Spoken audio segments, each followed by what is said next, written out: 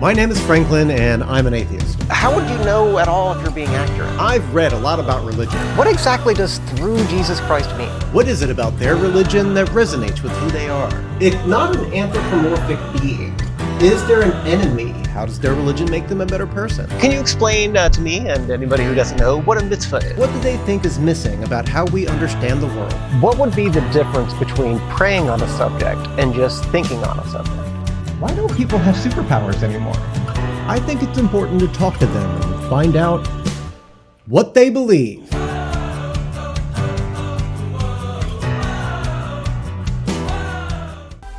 Oh, hello. I didn't see you come in. Because you didn't come in, you're watching a video on the internet. I'm not sure why I'd pretend otherwise. First, a reminder that What They Believe is on Patreon and a bunch of social media, so you can see the links down there in the thingy. Today I'm speaking with Cantor Karen Kumin of Yavna, a Renewal Jewish community. Just in case we don't make it clear during the interview, here are a few clarifications for my fellow Gentiles. This is a Bible, specifically the New International Version from 1984. Later, when we're referring to the Tanakh, we're referring to the Old Testament, which is roughly this much of a Bible. Some of the later chapters are different, and it's in a slightly different order, but it's the same Old Testament. The Torah is this, the first 5 chapters of every Bible, sometimes called the Pentateuch. And this part is the printing information of the Bible that has nothing to do with this conversation. And Adonai is God. It's the same God from Islam and Christianity. Well, enough of this info dump, let's start. Hello and welcome to the What They Believe series. Today I'm speaking with Cantor Karen Kumin of Yavna, a Renewal Jewish community. Cantor Karen, thank you for joining us. You're welcome. I'm glad to be here. Tell me, and more importantly those watching this, what a cantor is. So in the past, it was a mainly male role, and it was mainly just being a person with a pleasant voice who was able to lead daily prayer, lead the prayer service. But it is evolved into an ordained position. You know, you go to seminary for it, you study alongside rabbis. There's less border between cantors and rabbis, like if you're actually ordained. We study mainly having to do with music, mainly having to do with singing and liturgy. And there's a huge history of Jewish music. I mean, it spans from ancient times to today. And it's always evolving. People are always composing new music. So you get a full grounding in that. And when I say that, I talk mainly about the liberal branches of Judaism, because women are only chazanim. Chazan is the Hebrew term for cantor. They're only chazanim in the liberal branches of Judaism until fairly recently, maybe 30 years ago. Conservative movement ordains female rabbis and cantors. This is my first experience with Renewal Judaism. Can you tell me what is Renewal Judaism? What's being renewed? Jewish liturgy, it's the same basic Jewish liturgy everywhere. If you look at the structure of the prayer service and the basic prayers, it's always going to be the skeleton of the service. For centuries, a lot of different congregations, a lot of different movements of Judaism, maybe they've prayed the same way for years and years, or maybe they stick to a particular siddur. A siddur is a prayer book. Sometimes, you kind of start praying on autopilot, kind of shaking things up so that the old liturgy starts having relevance for today. It like prods you to think a little bit more about what it means. Strictly speaking, it's not considered a movement, and we're supposed to be non-denominational or trans-denominational. Some call it post-denominational. You're supposed to be able to apply renewal principles to all the different denominations of Judaism. That said, renewal's been around for about 50 years, and it is starting to become more like a movement. We have a yearly conference, we have a seminary. So it's becoming a movement How does one become a cantor, and was that always your goal? So I went to Hebrew Union College in the New York campus. That is the Reformed Seminary. At the time, that was one of the best programs. It is still one of the best programs. It was very comprehensive. It's a 5-year program. The first year was in Israel. I spent the whole year in Jerusalem at the Jerusalem campus. Had intensive Hebrew classes. We studied liturgy, we studied Jewish music. There is also a way to chant the Torah in a melody. There are actually 6 different melodies for different books of the Tanakh. We just started that learning, and it's really, there's a lot to learn. And then the second year, second through the fourth, we went to all the cantors go to the New York campus. So it's going to seminary with a focus on music. So it's an interesting combination of music school and seminary. Oh, was that always your goal? Right. Okay. Well, I mean, if by always, it's interesting because I grew up in a very agnostic household. I mean, my parents were born Jewish, and my grandparents were very culturally Jewish. Being Jewish is as much a culture as a religion. So you can feel Jewish, you can be Jewish without going to synagogue all the time. My Bubby and Zadie, that's my mom's, my grandma and grandpa. They used to bring over bagels and lox on Sunday morning. And they bought me a little Jewish star when I was 6, and they brought over a Hanukkah menorah and chocolate coins. And then when I found out, I went to the local synagogue, and I heard this, next to the rabbi there was the cantor, and he had this amazing, beautiful voice. And I heard this beautiful operatic voice, and he was wearing a big mitre on his head, and he's singing, and I thought, wow, you can sing and do religious stuff. And it just really caught my attention, and I was like 11, you're talking about, like, I go, how do you become a cantor? And he said, well, you do this, this, this, and this, and this. And actually girls don't really become cantors, but but this is what we do. But it just kept coming up.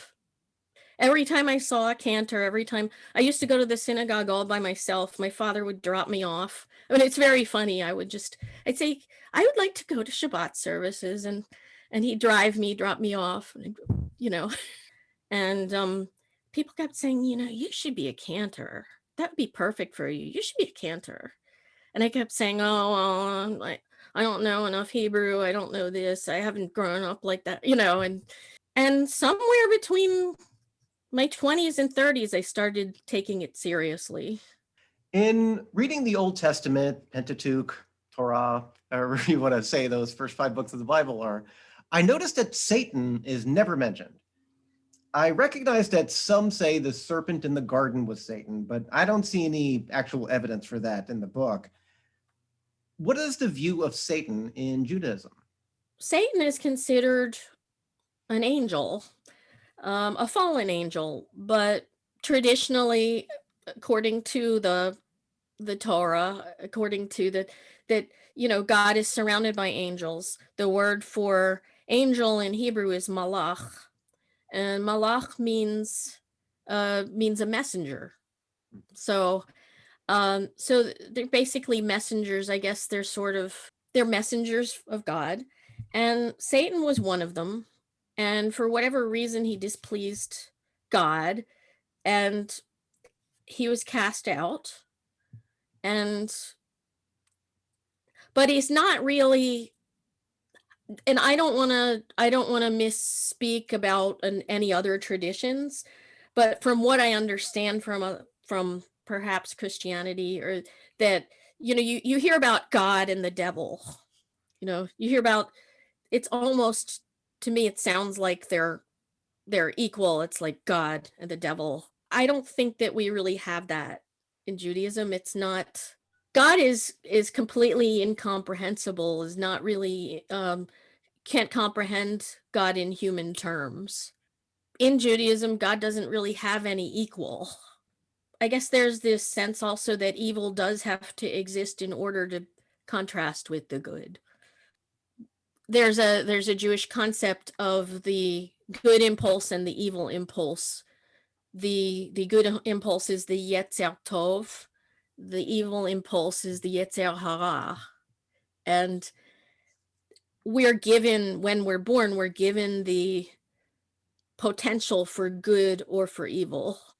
And we're given the choice between good and evil every day of our lives. So that's more what I'm saying, like the concept of good and evil is in Judaism, but Satan's just not, the character of Satan is just not that important. Do you have a favorite passage from the Tanakh? Genesis 28:16. Jacob wakes up from a dream in which he sees angels climbing up and down a ladder, reaching to heaven. And he awakes and he exclaims, God is in this place, and I did not know. And I just find that, like, it really, it just kind of gives me chills. What I think about it is, until now in the narrative, Jacob's been kind of clueless and sort of thinking more in terms of in the line of his ancestors and what his purpose is. And then I think in a way, like when he wakes up and he says, God is in this place and I did not know, I feel like he's saying, I hadn't really been thinking outside of myself. I hadn't been thinking that there's a power greater than myself. It's not just about me. It's not just about my inheritance, because he was the second born, and he along, helped trick his brother Esau out of his inheritance. And he did things that weren't really very, very admirable. And then suddenly he just has this idea, that, wow, there's more to this. One of the other things I love is Psalm 150, Psalm 150, Hallelujah. It's basically a catalog of every single instrument that they used in the temple, in the ancient temple in Jerusalem. And it gives us a look, as a music historian, it's really interesting to think that all of these instruments existed, and that meant that they must have been used, and that there was like singing and dancing and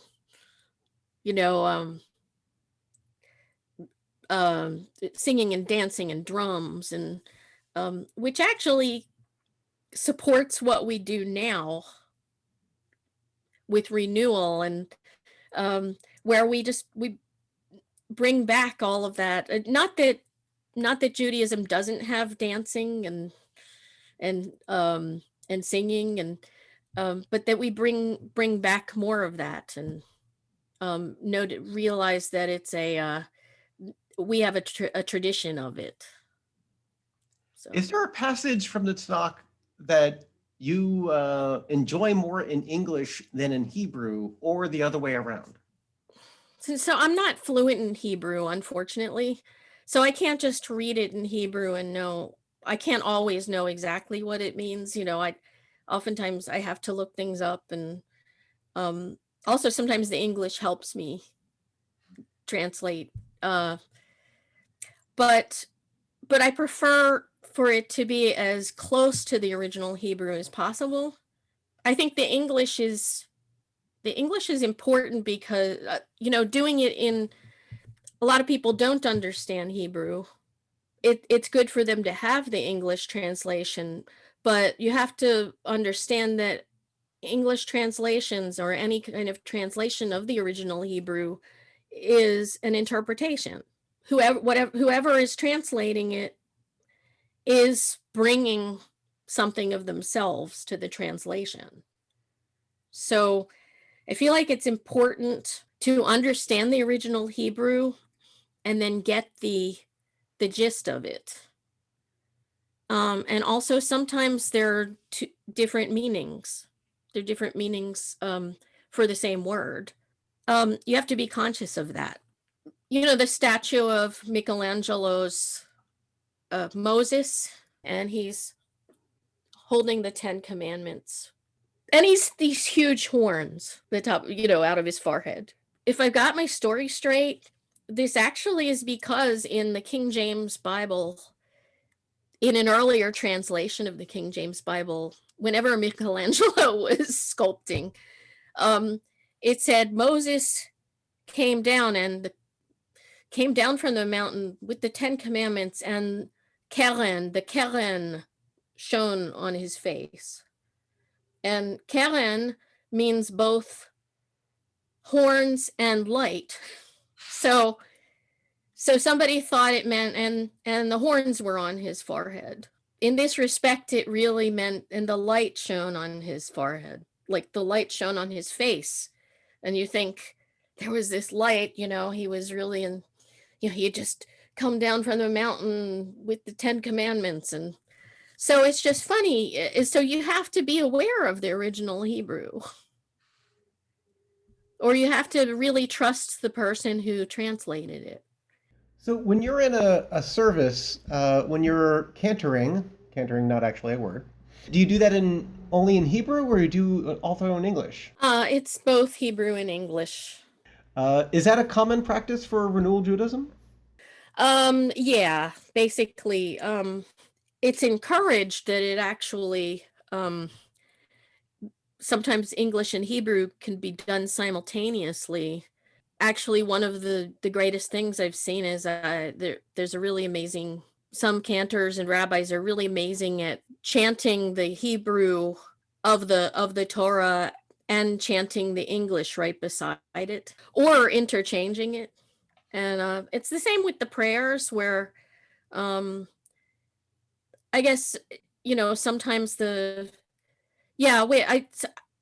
we try to do a good balance of Hebrew and English, but just make sure that the English remains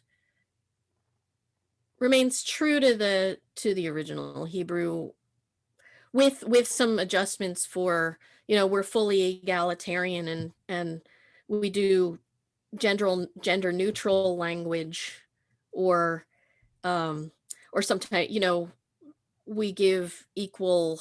We'll sometimes pray in the feminine as well as the masculine. I understand that in Renewal Judaism, chanting or dancing or meditation can become part of the worship to reach an ecstatic state. How would you say this changes your role as a cantor in contrast to other types of Judaism? To me, it doesn't really change it that much, because I've always connected through chant and music. I mean, even that's what a cantor does. So and all the different denominations of Judaism, all the different streams of Judaism, we like to say, make use of chanting and singing and dancing too. Although some may be less than others or more than others. I'd like to thank Cantor Karen for speaking with me today, and I shall do so now. Thank you, Cantor Karen. Thank you. It was a pleasure.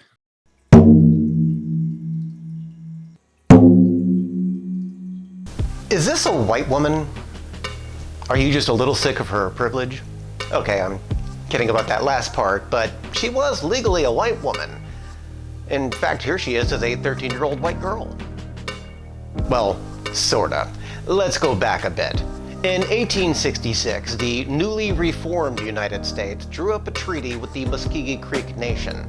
They needed a new treaty. The Muscogee Creek Nation had support the Confederacy. It was a complicated war.